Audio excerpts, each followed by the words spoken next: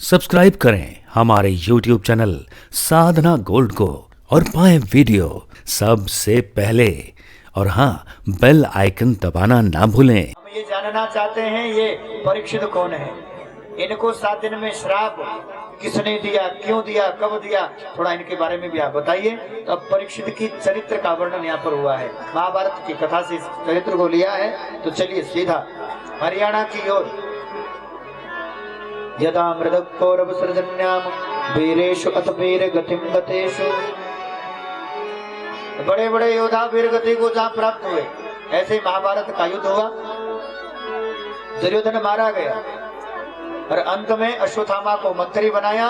तो इस अश्वत्थामा ने 5 पांडवों के 5 बालकों पुत्रों का सर धड़ से लग करके दुर्योधन के पास ले गए। इसने कहा था कुछ नहीं चाहिए, हम 100 थे, एक नहीं बचे, पांडव 5 में से एक नहीं मरा, इसी का दुख है। तो आप 5 पांडव के सर धड़ से लग करके ले आओ। 5 पांडव तो मिले नहीं, लेकिन इनके 5 बेटाओं का सर धड़ से अलग कर दिया। दुर्योधन ने देखा, भीम का सर ले आओ, भीम के पुत्र का सर, मुष्टिका प्रहार किया तो 1000 टुकड़े हो गए। अरे ये भीम का सर नहीं है। ध्यान से देखा तो 5 पांडव के 5 पुत्र, हृदय का आघात लगा और इसी से दुर्योधन को मृत्यु प्राप्त हुई।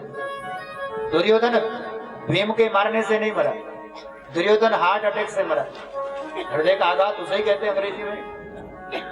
शेष कोई जल देने वाला भी बचा नहीं, क्योंकि दोनों का खानदान तो एक ही है। लेकिन इधर देखिए, माँ सुबह जगाने जाती है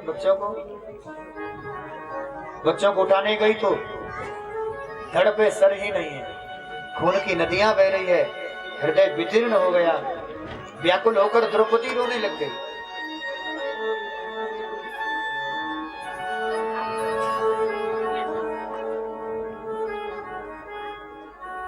कि माता शिशूनाम निधनम सुतानाम निशम्य घोर परिपाप्यमाना। माता शिशूनाम निधनम सुतानाम, जैसे माँ ने छोटे छोटे अपने बालकों का वध देखा, मृत्यु को देखा, खून की नदी बह रही है, हृदय विदीर्ण हो गया। लेकिन अर्जुन ने प्रतिज्ञा कर ली। कथा तो महाभारत में और विस्तार से है। अश्वत्थामा को मारने के लिए अंत में युद्ध हुआ तो बंदी भी बना लिया। भगवान कहते हैं मार डाल इस दुष्ट को। नहीं नहीं, प्रतिज्ञा की है द्रौपदी के सन्मुख मारूंगा। अरे क्षत्रिय हूं। घसीटते हुए अश्वत्थामा को ले आए, लेकिन जैसे ही धर्मराज युधिष्ठिर ने अश्वत्थामा को देखा और देखते ही धर्मराज युधिष्ठिर ने घोषणा कर दी, छोड़ दो छोड़ दो। मुच्युताम मेष ब्राह्मणो नितराम गुरु। अरे ब्राह्मण तो सदा गुरु है, जगत गुरु ही ब्राह्मण है, इसलिए ब्राह्मण गुरु तुल्य नहीं है। कुछ लोग कहते हैं ब्राह्मण तो गुरु तुल्य है। अरे भैया, गुरु तुल्य नहीं है। धर्मराज युधिष्ठिर कहते हैं मुच्युताम मेष ब्राह्मणो नितराम गुरु। ब्राह्मण नित्य ही गुरु है, जगत गुरु ही ब्राह्मण है, इसलिए ब्राह्मण का दैहिक वध नहीं होता, छोड़ दो। द्रौपदी कहती है कि मारोदस्य जननी गौतमी पति देवता। इसके मारने से बेटा नहीं आएगा, लेकिन इसकी माँ को कितना कष्ट होगा, ये कोई माँ की पीड़ा माँ ही जानती है, छोड़ दो। अर्जुन ने सोचा हम तो धर्म संकट में पड़ गए, क्षत्रिय की प्रतिज्ञा है मार डालूंगा, लेकिन बड़े भैया की आज्ञा है छोड़ दो। इसलिए भगवान की शरण ग्रहण करी। प्रभु आप बताइए क्या करना चाहिए। भगवान कहते हैं जो नीति कहती है। तो नारायण आपकी नीति क्या कहती है। कृष्णवाच भगवान कहते हैं कि ब्रह्म बंधु न हंतव्य आताताई बदाहरण। ब्रह्म बंधु का वध नहीं होता, ब्राह्मण का वध नहीं होता, लेकिन आताताई को छोड़ना नहीं चाहिए। ब्राह्मण को मारना नहीं चाहिए और आताताई को छोड़ना नहीं चाहिए। अर्जुन कहते हैं सुलझा रहे हो कि उलझा। एक तरफ कहते हैं ब्राह्मणों को मारो मत और दूसरी तरफ कह रहे आताताई को छोड़ो मत। भगवान तो परीक्षा ले रहे हैं। अचानक याद आ गया,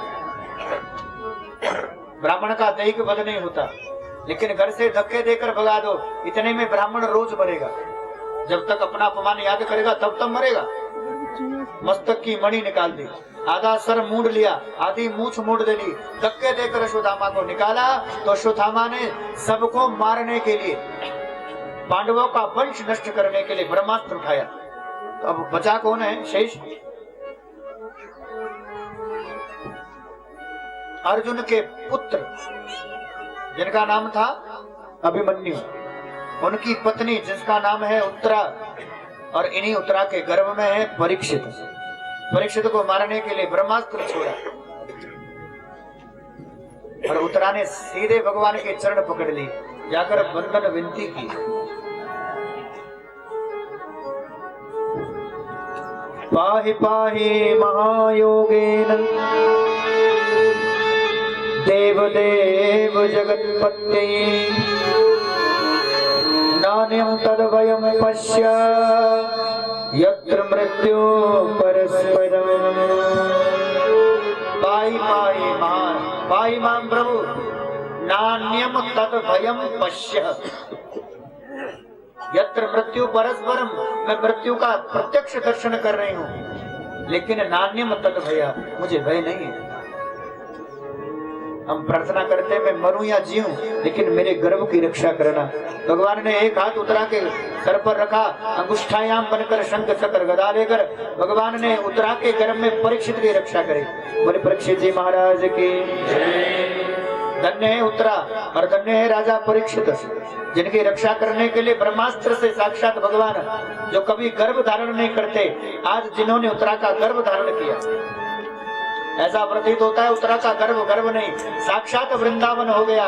क्योंकि साक्षात देखिए, एक समय में एक गर्भ में या तो भगवान हो सकते हैं, नहीं तो भगवान के भक्त हो सकते हैं। लेकिन जहाँ भक्त और भगवान दोनों हो, सोई तो श्रीधाम वृंदावन है। मानो उत्तरा का गर्भ ना रहकर श्रीधाम वृंदावन ही हो गया।